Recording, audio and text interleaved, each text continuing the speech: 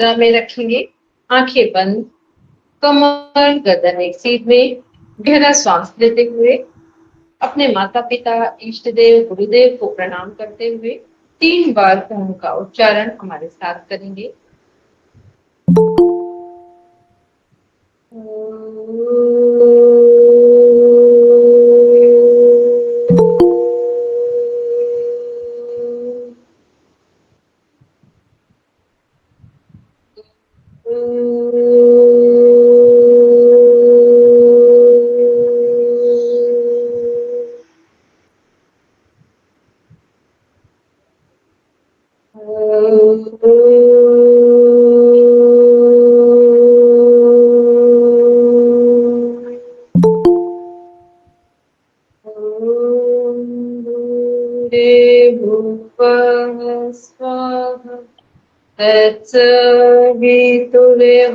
तत्सवितुर्वरेण्यं भर्गो देवस्य धीमहि धियो यो नः प्रचोदयात्। सभी आंखें बंद रखेंगे, मन ही मन संकल्प को दोहराएंगे। हम आजीवन यम और नियम का पालन करेंगे, पूरे विश्व में योग की पताका फहराएंगे। हमारे संकल्प बल, दृढ़ता और निर्भयता से भरे हुए हैं, जिनके माध्यम से सकारात्मक दिशा में सब कुछ किया जाना संभव। इन्हीं भावों के साथ दोनों हथेलियों को आपस में रब करते हुए धीरे से अपनी आंखों पर रखेंगे। कोमलता के साथ अपनी आंखों को खोलेंगे।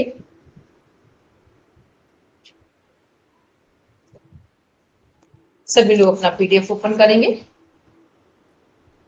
जो लोग घर पे हैं वो अपना कैमरा ऑन करेंगे, उन्हीं स्टार्ट करेंगे, पेज नंबर बोलेंगे, सभी according to page number PDF open करेंगे। मैम मैं थोड़ा बाहर हूँ, मेरे पास पीडीएफ नहीं है। ठीक है अनिमा जी, आप पढ़ेंगे।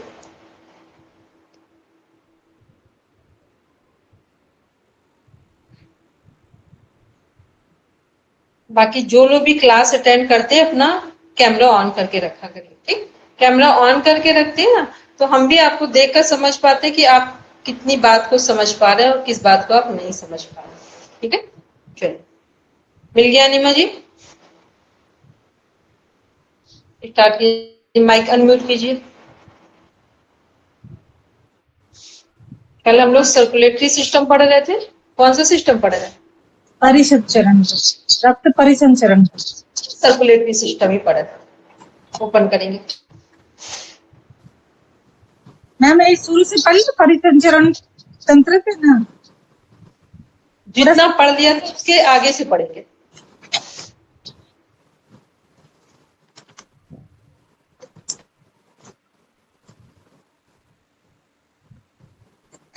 हृदय पेशी उत्तक से निर्मित 4 कोष्ठों वाला खोखला अंग वक्ष के भीतर ऊपर दूसरी परशुका और नीचे की और छठी परशुका के बीच में बाईं ओर स्थित है। इसके दोनों ओर दाहिने और बाएं फुसफुस है।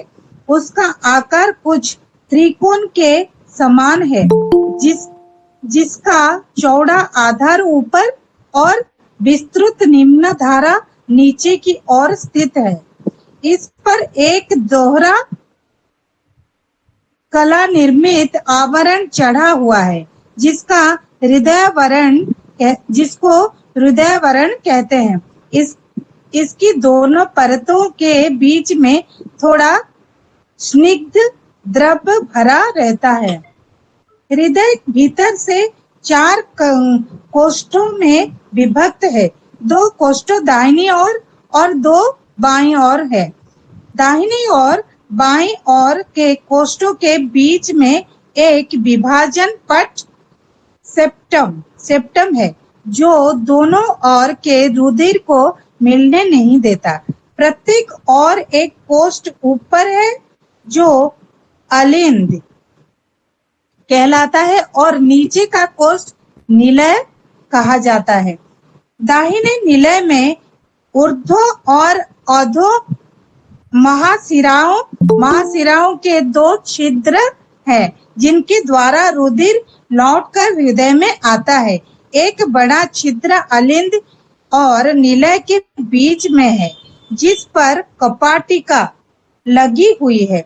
हृदय के संकुचन के समय अलिंद के संकुचित होने पर कपाटिकाएं निलय की ओर फूल जाती हैं जिससे रुधिर निलय में चला जाता है। दाहिने निलय में फुसफुसी धमनी का भी छिद्र है। निलय का संकुचित होने पर रुधिर फुसफुसी धमनी में होता हुआ फुसफुसों में चला जाता है। इस प्रकार बाएं और भी ऊपर अलिंद है और नीचे निलय।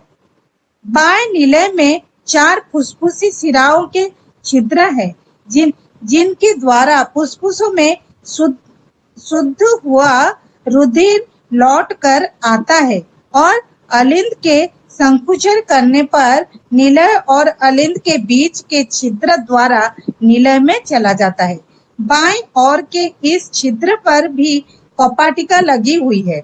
बाएं निलय में महाधमनी का छिद्र है जिससे रुधिर निकलकर महाधमनी में चला जाता है और उसकी अनेक शाखाओं द्वारा सारे शरीर में संचार करके शिराओं द्वारा लौट कर फिर हृदय के दाहिने अलिंद में लौट आता है। हृदय के संकुचन और फैलाव के द्वारा रुधिर पर परिवहन के लिए दबाव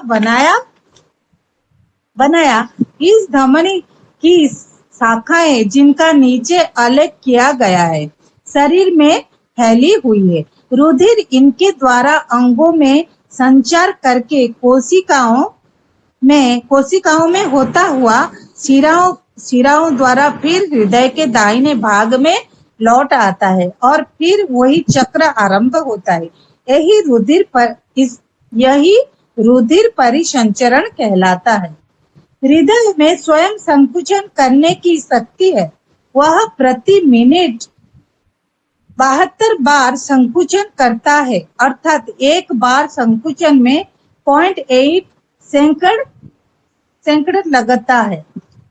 इस काल में 0.1 सेकंड तक अलिंद का संकुचन होता है। शेष 0.7 सेकंड वही शिथिल अवस्था में रहता है। निलय में 0.3 सेकंड तक संकुचन होता है। शेष काल में वह शिथिल रहता है। इस प्रकार सारा हृदय 0.4 सेकंड तक शिथिलावस्था में रहता है। हृदय का संकोच प्रकुंचन और शिथिलावस्था अनुशिथिलन कहलाता है। केंद्रीय स्नायु तंत्र मस्तिष्क एवं इसके कार्य स्नायु एवं इसके कार्य संचालित तंत्र। नीमा जी ठीक है। अभी हम लोग पढ़ रहे थे रक्त परिसंचरण तंत्र। रक्त परिसंचरण तंत्र का मुख्य अंग कौन सा है? हृदय। ठीक है। फिर उसके बाद हृदय किसके द्वारा कार्य कर रहा है? अगर रक्त परिसंचरण के और मुख्य अंग मेन हार्ट हृदय हो गया, दूसरा ब्लड रक्त, ठीक। तीसरा क्या है? आर्टरीज और वेन्स। थर्ड और फोर्थ आर्टरीज क्या है? नस, और वेन्स होता है नाड़ी, नस और नाड़ी जिनके थ्रू ब्लड सप्लाई होता है पूरी बॉडी, ठीक। ब्लड किसकी सहायता से बॉडी में सप्लाई किया जाता है? हार्ट। वो तो हार्ट ब्लड। अच्छा चलो, अभी क्वेश्चन समझने में थोड़ा सा एक हो सकता है मेरे शब्दों से आपको ना समझे।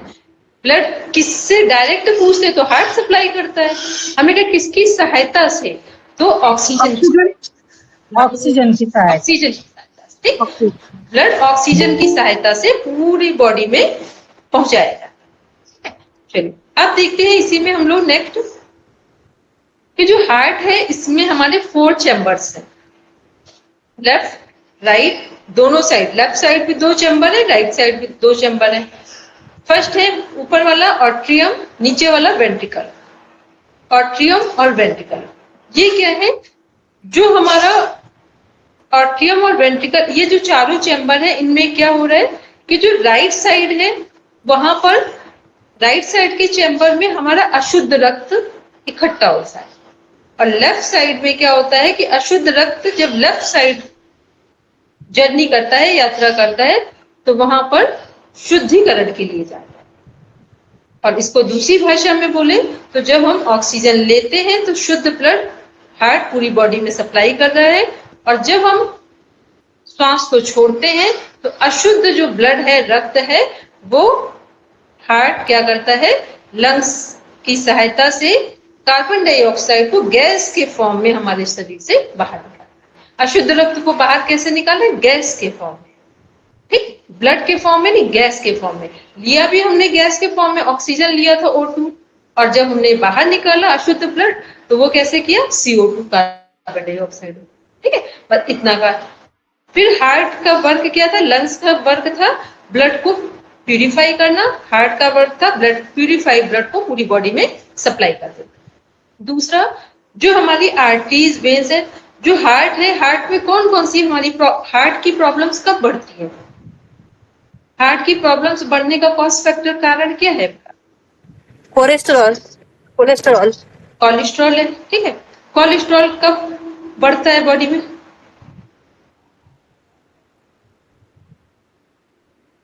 कोलेस्ट्रॉल बढ़ने का कौन सा ऐसा हमारा मुख्य अंग है जो ठीक से जब काम नहीं करता है तब कोलेस्ट्रॉल बढ़ना शुरू। अच्छा, शुगर जिसको भी होता है तो कौन सा अंग प्रॉपर वे में काम नहीं करता जिसके कारण शुगर बढ़ता है बॉडी में, कोलेस्ट्रॉल हो या शुगर हो, सब लिख लेंगे, राइटिंग कर लेंगे। कोलेस्ट्रॉल का लेवल बढ़ता हो या शुगर का लेवल बढ़ता हो या पित्त बढ़ता हो जो गॉल ब्लैडर में कलेक्ट होता है, ये सब का कॉस्ट फैक्टर है लिवर। जिसका लिवर ठीक ढंग से काम नहीं करता है उसी का कोलेस्ट्रॉल बढ़ता है और हार्ट पे जाकर प्रॉब्लम क्रिएट करता है। लिवर जब ठीक ढंग से ग्लूकोज को डाइजेस्ट नहीं करता है, प्रॉपर टाइम पे सप्लाई नहीं करता है, तो ये हमारे शुगर के लेवल को बढ़ा देता है, इंसुलिन कम हो जाएगा, शुगर का लेवल बढ़ जाएगा। लिवर से रिलेटेड भी यहाँ प्रॉब्लम्स है, गॉल ब्लैडर में पित्त एक्सेस हो रहा है या बिल्कुल नहीं है, तो वो सबके लिए भी हमारा लिवर ही रिस्पॉन्सिबल है, ठीक। हमारी बॉडी का ब्रेन कहाँ है, बॉडी का ब्रेन कहाँ है, सब लोग ऐसे फटाफट बोलो, बॉडी का ब्रेन कहाँ है, सही बोलेगी गलत, इतना कंफ्यूज कर, ब्रेन है कि नहीं, सबका है ब्रेन। ऐसा लग रहा कि हम कुछ और पूछे, सबके पास ब्रेन है तो सबका ब्रेन कहाँ है, हाथ रखो अपने अपने अपने ब्रेन। हार्ट है मैम। दूसरा ब्रेन है, सेकंड ब्रेन हमारी बॉडी का लीवर होता है, ठीक। फर्स्ट ब्रेन ये है नर्वस सिस्टम का, सेकंड ब्रेन है हमारा लीवर,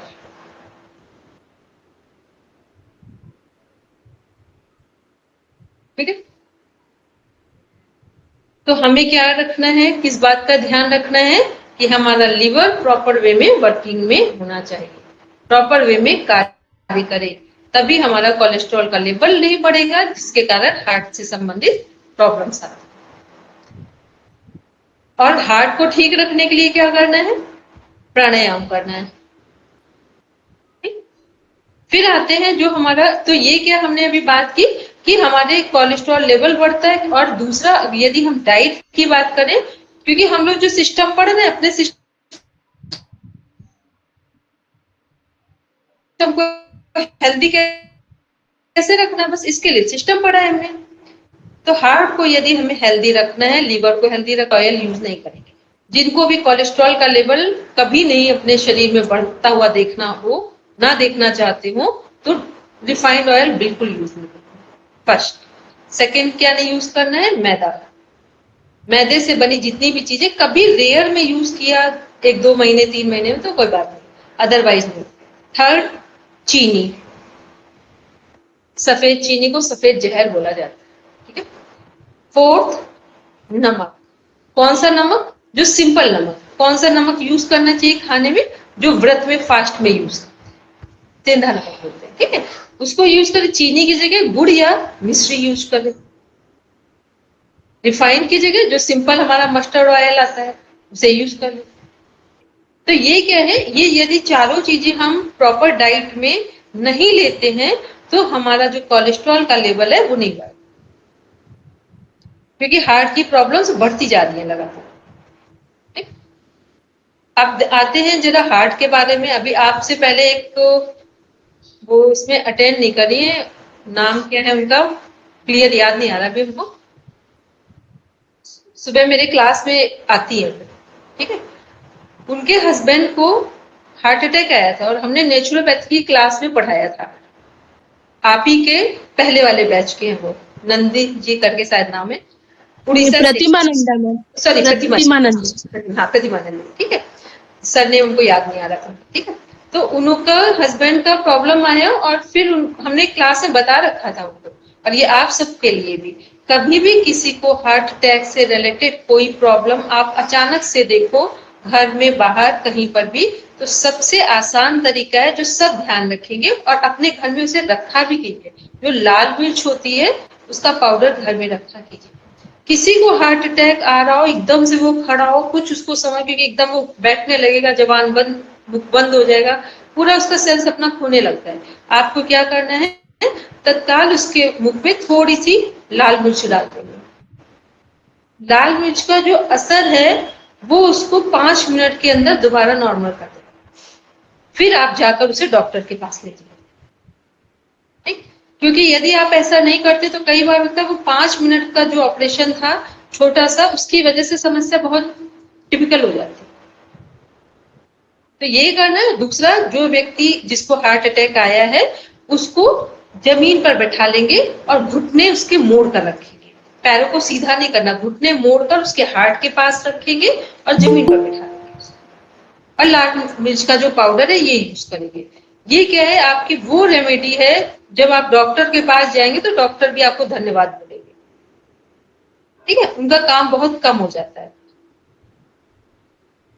क्योंकि हार्ट अटैक के बाद जो हमने हार्ट के बारे में पढ़ा वो इसीलिए पढ़ा है कि हमें अपने हार्ट के फंक्शन के बारे में पता हो, उसकी समस्या पता हो, समस्या का कारण पता हो, और तत्काल ऐसा हो तो हम क्या करें कि थोड़ी देर के लिए या कुछ समय के लिए हम उस चीज को कवर कर पाए और फिर डॉक्टर के पास आप दिखा दीजिए। तो ये हम लोग ने हार्ट से ले, और खाने में क्या लें जिसके कारण हमारा हार्ट सही से काम करे। अब इसमें एक पॉइंट और नोट डाउन करेंगे। हार्ट के लिए हम लोग ने उस दिन बोला था कि हार्ट का शेप किसके आकार का है, बादाम के आकार। तो भीगे हुए 2 बादाम अपनी डाइट में डेली ले लीजिए। भीगे हुए 2 बादाम अपनी डाइट में डेली ले लीजिए। भीगे हुए बादाम की तासीर नॉर्मल हो जाती है। ये नहीं कि जब समस्या आए तब हम सुधार करेंगे। यदि हम अपनी डाइट को ठीक ढंग से यूज करेंगे तो डाइट हमारी मेडिसिन का काम करेगी। मैम इसको भिगा के लेके ना ऐसे खा लेने तो नहीं, भिगो के, हमने बोला भी ध्यान से, हमने कहा भिगो कर, ठीक, और छिलका हटा। चलिए अब आते हैं, नेक्स्ट पढ़ेंगे अनिमा जी। केंद्रीय स्नायु तंत्र, मस्तिष्क एवं इसके कार्य, स्नायु एवं इसके कार्य, स्व संचालित तंत्रिका तंत्र एवं इसके कार्य। केंद्रीय तंत्रिका तंत्र तंत्रिका तंत्र का भाग है जो बहुकोशिकीय जंतुओं की सभी क्रियाओं पर नियंत्रण और नियमन करता है। हड्डी वाले जीवों में तंत्रिका तंत्र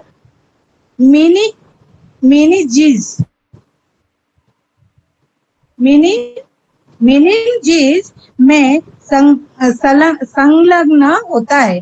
इसमें तंत्रिका तंत्र का अधिकांश भाग और मस्तिष्क और सुषुम्ना या मेरुरज्जु आते हैं। तंत्रिका तंत्र पृष्ठीय गुहा में स्थित होता है, जिसमें मस्तिष्क कपालीय गुहा में और मेरुरज्जु मेरुरज्जु गुहा में होता है। मस्तिष्क खोपड़ी द्वारा सुरक्षित रहता है और मेरुरज्जु हड्डियां द्वारा। जिस जिस तंत्र के द्वारा विभिन्न अंगों का नियंत्रण और अंगों और वातावरण में सामंजस्य स्थापित होता है, उससे तंत्रिका तंत्र कहते हैं। तंत्रिका तंत्र में मस्तिष्क, मेरुरज्जु और इनसे निकलने वाली तंत्रिकाओं की गणना की जाती है। तंत्रिका कोशिका तंत्रिका तंत्र की रचनात्मक एवं क्रियात्मक इकाई है। तंत्रिका कोशिका एवं इसकी सहायक अन्य कोशिकाएं मिलकर तंत्रिका तंत्र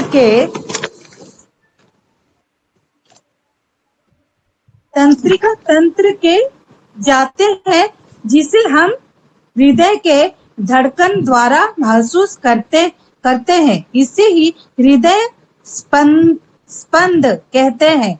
सामान्य अवस्था में वह 72 बार प्रति मिनट वयस्क मनुष्य में होता है। हृदय की कपाटिकाएं संपादित कर हृदय की कपाटिकाएं खुलते और बंद होते हुए ये बड़े महत्व की संरचनाएं हैं, जो रुधिर को केवल एक मार्ग से अग्रसर होने देती है, लौटने नहीं देती। दाहिने ओर की कपाटिका 3 कौड़ी के समान भागों की बनी है। और जी, ये हार्ट वाला पूरा टॉपिक को अब नहीं पढ़ेंगे, ये रिपीट हुआ है, केवल नर्वस सिस्टम को पढ़ेंगे। ये कपाटिका वाला पार्ट हार्ट का ही है, ठीक है। सविता जी आप पढ़िए आगे। कहाँ से पढ़ना है? जो नर्वस सिस्टम है उसमें जो अभी अनिमा जी पढ़ चुके, जो हार्ट वाला है उसे नहीं पढ़ेंगे, केवल नर्वस सिस्टम को, जो तंत्रिका तंत्र है उसको पढ़ेंगे, उसके बारे में। ये रिपीट हुआ है।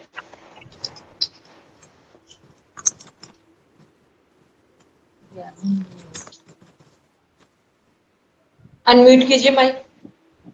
जी मैम। तंत्रिका स्थिति एवं रचना के आधार पर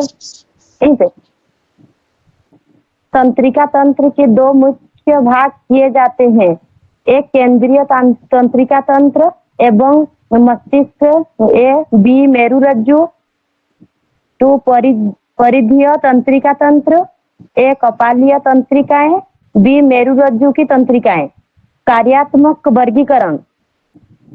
कायिक तंत्रिका तंत्र,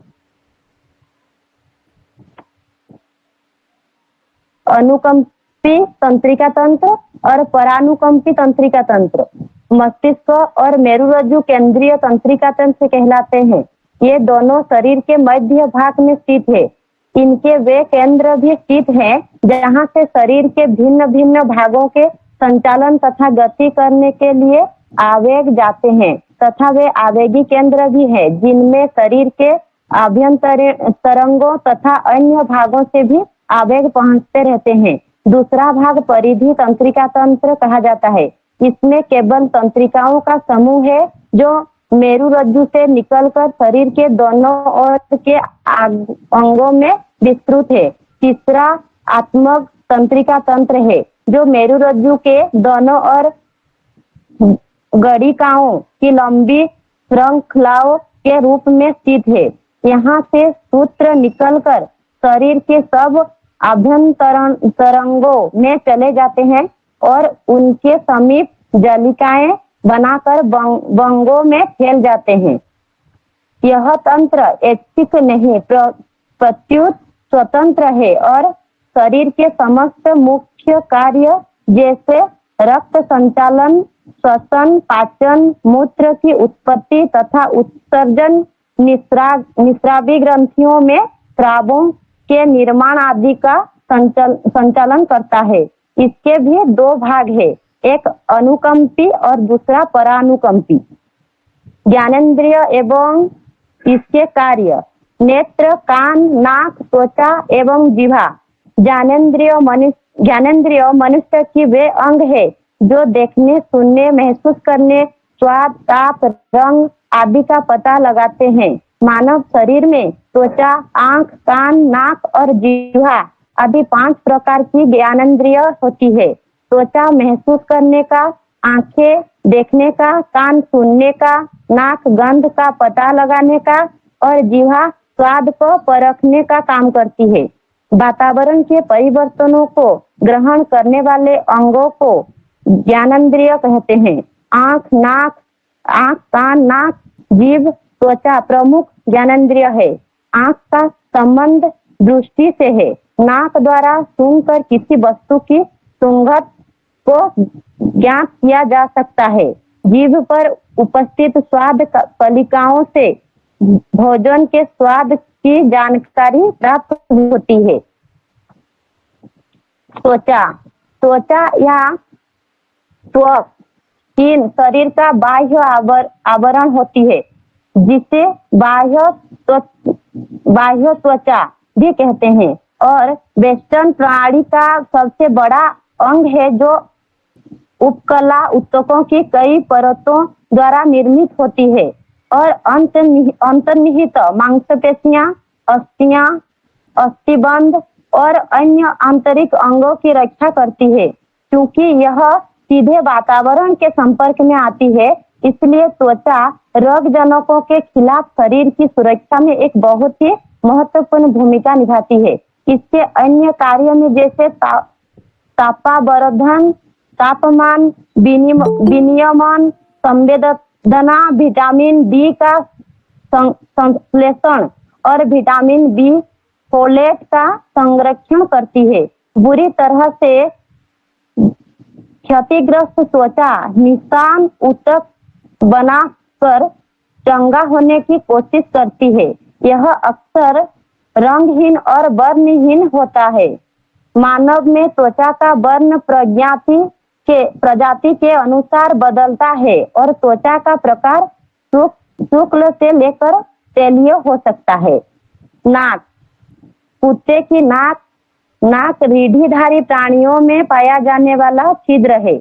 इससे हवा शरीर में प्रवेश करती है, जिसका उपयोग श्वसन क्रिया में होता है। नाक द्वारा सूंघकर किसी वस्तु की सुगंध को ज्ञात किया जा सकता है। श्रेणी अंग, श्रेणी मानव सिर और गर्दन, श्रेणी श्वसन तंत्र, श्रेणी मुखाकृति, श्रेणी घ्राण तंत्र, श्रेणी ज्ञानेंद्रिय। जीभ मुख्य तल पर एक पेशी होती है, जो भोजन को चबाना और निगलना आसान बनाती है। यह स्वाद अनुभव करने का प्रमुख अंग होता है, क्योंकि जीभ स्वाद अनुभव करने का प्राथमिक अंग है। जीभ की ऊपरी सतह पिपला और स्वाद कलिकाओं से ढकी होती है। जीभ का दूसरा कार्य है स्वर नियंत्रित करना। यह संवेदनशील होती है और लार द्वारा नम बनी रहती है। साथ ही इसे हिलने डुलने में मदद करने के लिए इसमें बहुत सारी तंत्रिकाएं तथा रक्त वाहिकाएं मौजूद होती है। इन सब के अलावा जीभ दोनों की सफाई का एक प्राकृतिक माध्यम भी है। आंख, मानव आंख का पास से लिया गया चित्र मानव नेत्र का योजनात्मक आरेख। आंख का नेत्र जीवाधारियों का वो अंग है जो प्रकाश के प्रति संवेदनशील है। यह प्रकाश को संसूचित करके उसे तंत्रिका कोशिकाओं द्वारा विद्युत रासायनिक संवेदों में बदल देता है। उच्च स्तरीय जंतुओं की आंखें एक जटिल प्रकाशीय तंत्र की तरह होती है, जो आसपास के वातावरण से प्रकाश एकत्र करता है। मध्यपट के द्वारा आंख में प्रवेश करने वाले प्रकाश की तीव्रता का नियंत्रण करता है। इस प्रकाश को लेंसों की सहायता से सही स्थान पर केंद्रित करता है।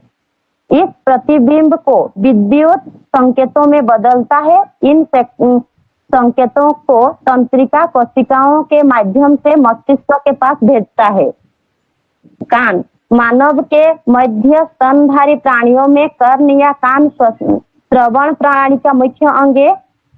कशेरुकी प्राणियों में मछली से लेकर मनुष्य तक कान जीव वैज्ञानिक रूप से समान होता है, सिर्फ उसकी संरचना गण और प्रजाति के अनुसार भिन्नता का प्रदर्शन करती है। कान वो अंग है जो ध्वनि का पता लगाता है। यह न केवल ध्वनि के लिए एक ग्राहक के रूप में कार्य करता है, अपितु शरीर के संतुलन और स्थिति के बोध में भी एक प्रमुख भूमिका निभाता है। कान शब्द को पूर्ण अंग या सिर्फ दिखाई देने वाले भाग के लिए प्रयुक्त किया जा सकता है। अधिकतर प्राणियों में कान का जो हिस्सा दिखाई देता है वो ऊतकों से निर्मित एक प्रालंब होता है, जिसे बाह्य कर्ण या कर्णापाली कहा जाता है। बाह्य कर्ण श्रवण प्रक्रिया के कई कदमों में से सिर्फ पहले कदम पर ही प्रयुक्त होता है और शरीर को संतुलनबद्ध कराने में कोई भूमिका नहीं निभाता है। कोसेरुकी प्राणियों में कान जोड़े में सममितीय रूप में सिर के दोनों ओर उपस्थित होते हैं। यह व्यवस्था ध्वनि स्रोतों की स्थिति निर्धारण करने में सहायक होती है। ओके, आगे पढ़िए। अभी देखिए, अभी हम लोग पढ़ रहे हैं तंत्रिका तंत्र, नर्वस सिस्टम। ठीक, नर्वस सिस्टम के दो मेन पार्ट कौन कौन से हैं?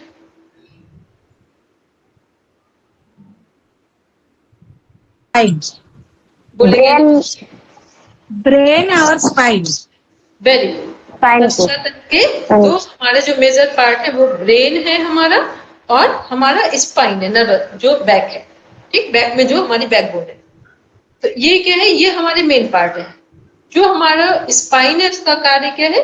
बाहर से किसी मैसेज को लेना, ब्रेन को देना, फिर ब्रेन जो डिसीजन देगा वो वापस स्पाइन को आएगा, और स्पाइन ब्रेन के द्वारा जो स्पाइन का डिसीजन है उसी के अकॉर्डिंग हम क्या करेंगे? ब्रेन का डिसीजन जो स्पाइन ने लिया है उसी के अकॉर्डिंग हम रिएक्ट करते हैं।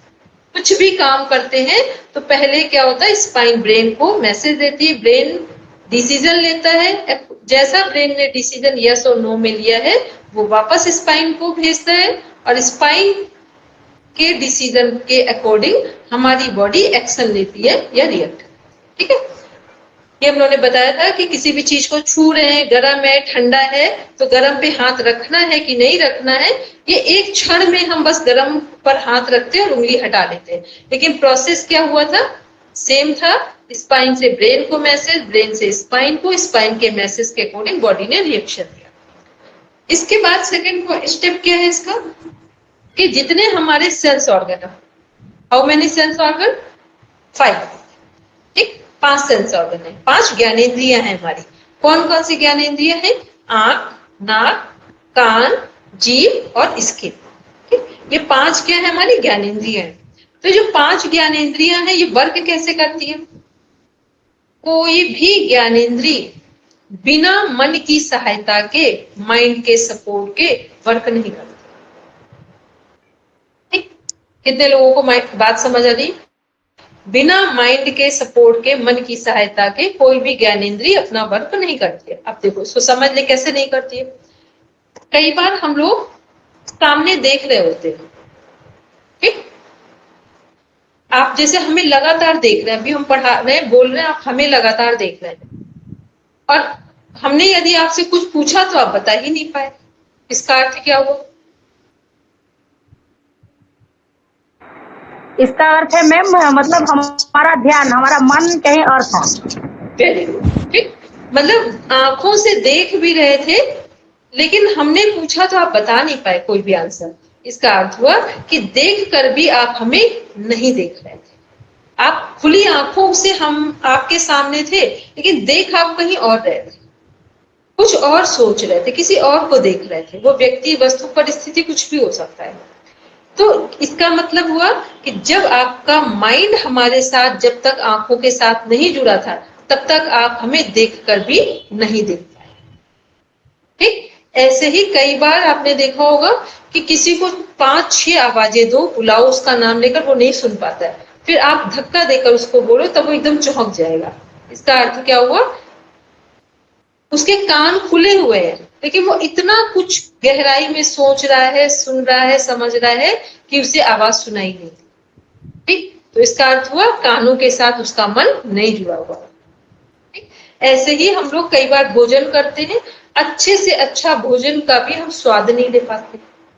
जब बहुत तनाव में होते, स्ट्रेस में होते, तो आपने देखा होगा ना, कितना भी अच्छा भोजन हो, हमें पता ही नहीं चलता कि हमने भोजन में क्या खाया है, भोजन का टेस्ट कैसा था। तो वो कब होता है ऐसा? जब हम भोजन के साथ अपना मन नहीं जोड़ते। क्योंकि मन क्यों नहीं जुड़ पा रहे? हमारे अंदर बहुत सारा स्ट्रेस है, किसी भी कारण हो सकता है, ठीक, उसके कारण हमें भोजन का स्वाद नहीं पता चला। और कई बार आपने देखा होगा कि जब हमें बहुत तेज भूख लगती है, तो जिस खाने को हम खाना पसंद भी ना करें, सपोज करके रोटियां अगर कल की भी रखी हो और तेज भूख लगी हो, तो फिर वो रोटी भी अच्छी लग जाएगी आपको, ठीक है। और फिर वो रोटी में आप नमक ही लगा दो, उस पर घी लगा दो, जिस खाने को हम लोग डेली खा नहीं सकते हैं, लेकिन उस टाइम पे ऐसा लगता है उस खाने में इतना टेस्ट है। तो इसका अर्थ क्या हुआ? भूख इतनी तेज लगी थी कि वो उस खाने में हमारा मन भी जुड़ गया। क्योंकि जब आपको बहुत भूख लगी होती है, बहुत प्यास लगी होती है, तो आपको प्यास लगती है बहुत ज्यादा, तो केवल पानी ही दिख रहा होता है, पानी ही याद आता है, पानी ही दिल दिमाग में छाया होता है। भूख लगी होती है तो भी ऐसे ही फील। तो जिस काम के लिए आपके अंदर बहुत तेजी से कोई क्रेविटी, या ये कहें कि क्रेविंग या इंटेंसिटी या नीड बोले, जिसकी आवश्यकता होती है, वो आपको पूरा सुनाई भी देता है, पूरा दिखाई भी देता है, पूरा स्वाद भी आता है। ये सब कब होता है? जब हम पूरा मन उस चीज के साथ, उस ज्ञानेंद्रिय के साथ जोड़ते हैं। कई बार कुछ लोगों को कोई स्मेल नहीं आती है, कुछ लोगों को इतनी स्मेल आती है कि अच्छी भी और खराब भी। अच्छी स्मेल भी इतनी आती है कि वो बस एंट्री करते ही समझ जाते हैं क्या बन रहा है। कुछ लोग भोजन को देखते ही बता देते हैं भोजन में स्वाद है कि नहीं है, स्मेल से बता रहे हैं, खाया नहीं है, ठीक, इतनी तेज अच्छी स्मेल है। और कुछ लोगों को कुछ एहसास नहीं होता है। तो इसका अर्थ, जो जिसमें जिसकी रुचि होती है, जहां पर उसका मन जुड़ता है जिस ज्ञानेंद्रिय के साथ, उसी का उसे स्वाद आता है, उसी चीज को वो महसूस कर पाता है। तो ये ध्यान रखें, हमारे पांचों ज्ञानेंद्रियों को उनके कार्य में मन सहायता, ब्रेन सपोर्ट, ठीक।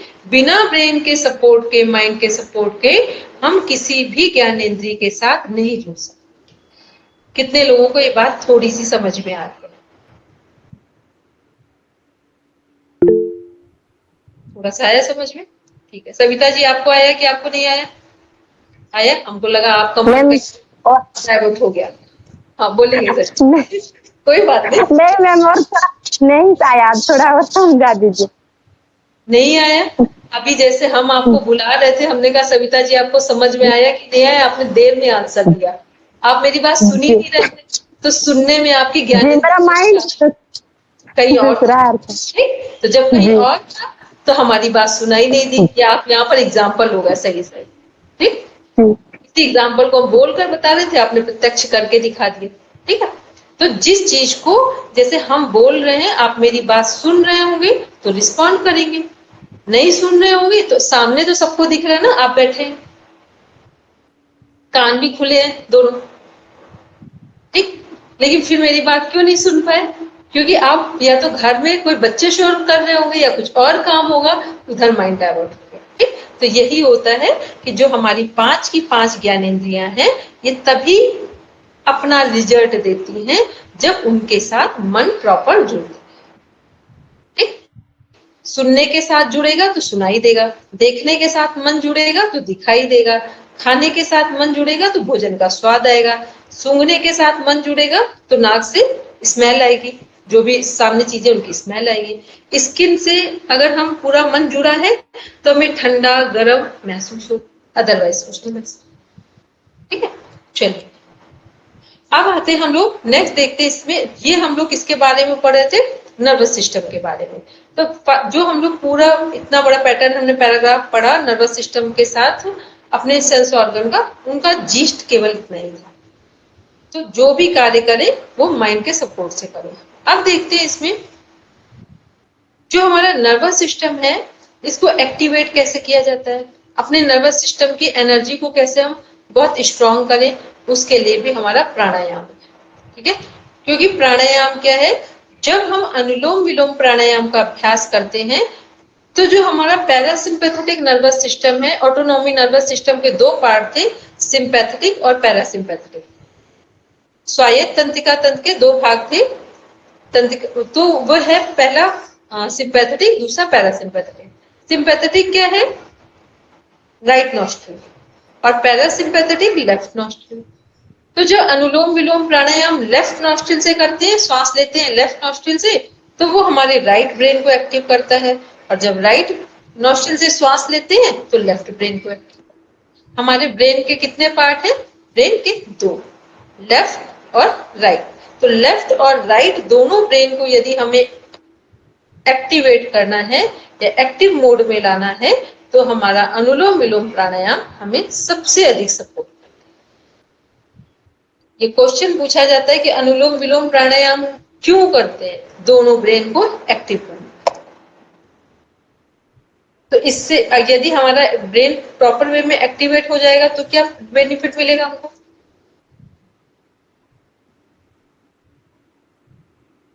प्रॉपर वे में ब्रेन एक्टिवेट होगा तो हमें बेनिफिट क्या मिलेगा? ज्यादा याद रहेगा, एक्स्ट्रा ऑर्डिनरी, दोनों ब्रेन एक्टिव रहेंगे तो। ठीक है, इसका अर्थ ये हुआ कि जब दोनों ब्रेन एक्टिवेट होंगे, दोनों ब्रेन सही से, ब्रेन के दोनों साइड सही से कार्य करेंगे, तब हम शरीर के, जब हमारा राइट ब्रेन एक्टिव होता है तब हम शरीर के स्तर पर अधिक कार्य करते हैं, और जब लेफ्ट ब्रेन एक्टिवेट होता है तो हम मन के स्तर पर अधिक कार्य करते हैं। तो जितने भी पढ़ने वाले, शांति से किए जाने वाले कार्य हैं, वो सब लेफ्ट ब्रेन के एक्टिवेट होने से होते हैं, और जितने भी फिजिकल बॉडी से किए जाने वाले कार्य हैं, वो सब राइट ब्रेन के एक्टिवेट होने से। ठीक है, अनुलोम विलोम प्राणायाम सभी जानते हैं। अब मन लगाकर करना।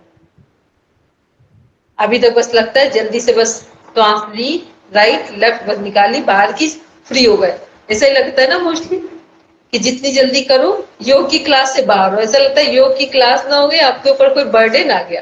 रियलिटी ये है कि योग की क्लास जो प्रैक्टिकल होती है वो सबसे अधिक आपको एनर्जी देने वाली क्लास है। लेकिन हम लोग 24 घंटे में जो काम नहीं कर पाते हैं, योग की प्रैक्टिकल 1 घंटे की क्लास में लगता है कि आज हम सारे काम कर सकते थे यदि योग की क्लास ना करते थे। ठीक है ना? इसलिए ध्यान रखिए कि सारे काम को छोड़कर पहले योग की क्लास किया कीजिए और मन लगा के किया कीजिए। ठीक, तो आपको उसकी एनर्जी का लेवल पता चलेगा कि 24/7 जो हमारा वर्किंग आ रहा है या स्लीपिंग आ रहा है, अदर चीजों के लिए हम काम करते हैं, वो सब कितना रिलैक्सेशन मोड में आ जाए। ठीक, हमें क्वालिटी बढ़ानी है, क्वांटिटी नहीं बढ़ानी। गुणवत्ता बढ़ानी है, मात्रा नहीं बढ़ानी। 10 काम की बजाय 1 काम करिए, लेकिन 1 काम अच्छा करिए। ठीक, चलिए सब शांति पाठ के लिए बैठेंगे।